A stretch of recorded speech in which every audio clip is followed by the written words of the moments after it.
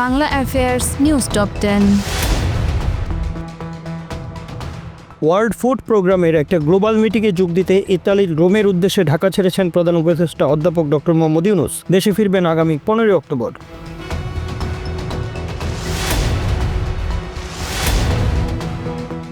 উপদেষ্টাদের নিরাপদ প্রস্থান সেফ এক্সিটের আলোচনার বিষয়ে স্বরাষ্ট্র উপদেষ্টা লেফটেন্যান্ট জেনারেল অবসরপ্রাপ্ত মোহাম্মদ জাহাঙ্গীর আলম চৌধুরী বলেছেন, ছেলে মেয়ে সবাই দেশে থাকে, একা সেফ এক্সিট নিয়ে কি করব।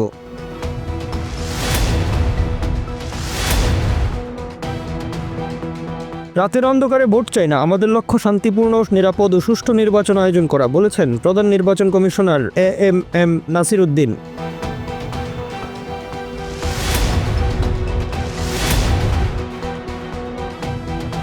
পিআর পদ্ধতি এদেশের মানুষ গ্রহণ করবে না, চাপিয়ে দেওয়া কোনো কিছুই এদেশের মানুষ গ্রহণ করে না, বলেছেন বিএনপির মহাসচিব মির্জা ফখরুল ইসলাম আলমগীর।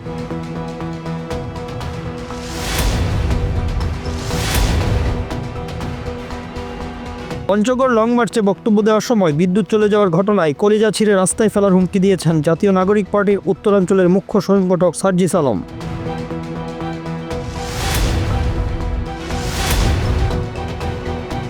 রাজধানীর জাতীয় প্রেস ক্লাবের সামনে বেসরকারি শিক্ষা প্রতিষ্ঠানের এমপিওভুক্ত শিক্ষক কর্মচারীদের অবরোধের কর্মসূচিতে বাধা দিয়েছে পুলিশ। রাস্তা থেকে সরাতে লাঠিপেটা এবং সাউন্ড গ্রেনেড নিক্ষেপ।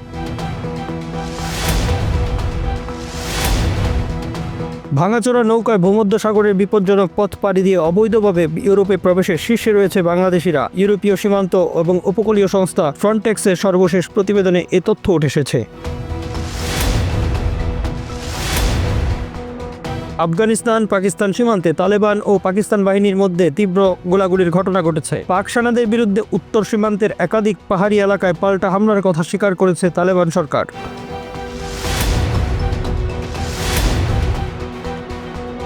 ব্রেন টিউমারে আক্রান্ত হয়েছেন বেদের মেয়ে জ্যোৎস্নার মতো জনমানুষের সিনেমার নায়ক, ঢাকাই চলচ্চিত্রের কিংবদন্তি অভিনেতা ও নিরাপদ সড়ক চাই আন্দোলনের প্রতিষ্ঠাতা ইলিয়াস কাঞ্চন।